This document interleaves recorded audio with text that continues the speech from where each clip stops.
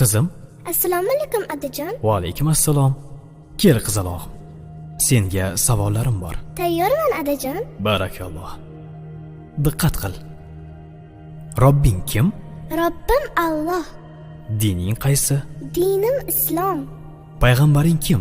Payg'ambarim Muhammad sallallohu alayhi va sallam. Kitobing qaysi? Kitobim Qur'oni Karim. Tilaging nima? Tilagim iymon. Qiblang qaysi? Qiblam Kabatulloh. Millating qaysi? Ibrohim Halilulloh millatidanman. Do'stlaring kim? Do'stlarim chahor yorlar.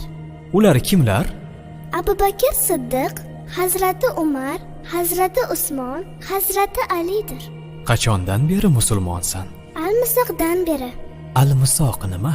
Alloh taolo ruhimizni yaratib, ulardan va'da olgan kun. E'tiqoding qaysi? Ahli sunna val jamoa e'tiqodi. Kimni yaxshi ko'rasan? Alloh taoloni. Undan keyinchi?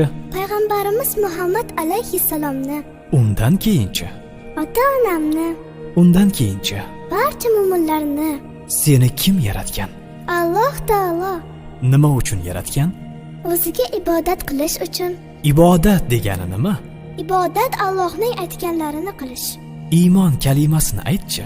La ilaha illalloh Muhammadur Rasululloh. Ma'nosi nima?